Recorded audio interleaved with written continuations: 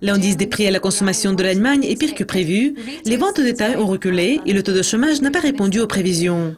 L'économie la plus forte en Europe qui dirige la main de la BCE va-t-elle fournir plus de stimulation? Theo Ramalan me rejoint par téléphone aujourd'hui pour discuter les situations. Theo, il n'y a pas de grands changements dans les principales données, mais les marges montrent une certaine déception et avec les dernières trilogies de données, ne montrent pas une tendance positive.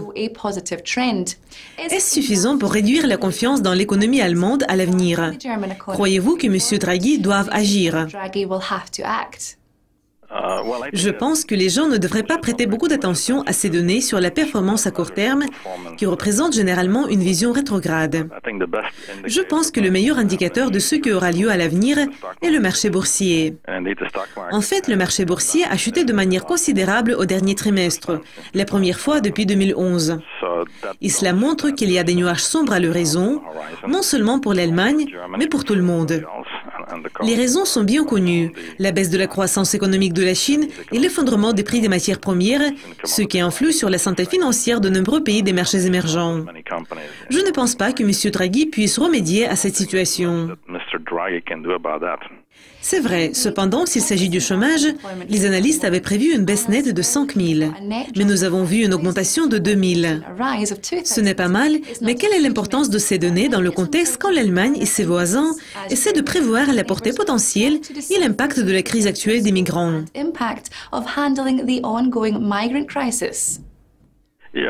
À court terme, la crise des migrants peut produire évidemment un effet négatif, comme tous ces gens vont entrer sur le marché du travail.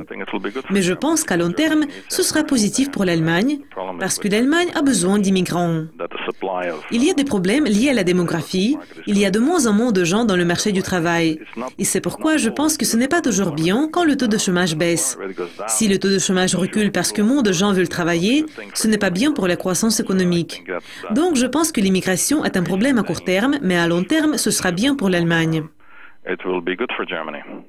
Une autre menace que nous avons vue, c'était le scandale lié aux émissions de Volkswagen. Certains disent que l'économie a été profondément touchée, tandis que d'autres disent que l'impact ne doit pas être exagéré. D'après vous, quelles seront les conséquences de ce scandale? Est-ce que cela va changer les règles du jeu? Le scandale semble être limité seulement à Volkswagen lui-même. Il peut y avoir une baisse de la demande pour les voitures diesel de Volkswagen. Mais je pense que les gens en général croient toujours que les voitures allemandes sont les meilleures voitures dans le monde. Je ne pense pas que l'industrie automobile allemande en général soit très affectée. La baisse de la demande viendra probablement de la part de certains investisseurs verts qui considéraient Volkswagen comme le constructeur automobile numéro 1 en matière du développement durable et c'est pourquoi ils achetaient ces voitures. Mais sinon, je ne vois pas d'effet négatif important sur l'industrie automobile de l'Allemagne. La plupart des gens à qui j'ai parlé ici en France pensent que les voitures allemandes sont les meilleures voitures. Et je vis en France, je suis tout à fait impartial et je peux vous dire que la marque a toujours une forte position. Comme vous avez déjà mentionné, nous avons récemment eu le problème de la dette et des obligations sur le marché. Et les actions voient leur pire trimestre depuis 2011. Le quatrième trimestre pourrait probablement voir une hausse des taux américains, par exemple. Compte tenu de tous ces facteurs, quelles sont vos prévisions pour l'euro? Dans le domaine des finances, les professeurs disent toujours que la meilleure prévision pour le marché boursier, c'est ce qu'il va augmenter.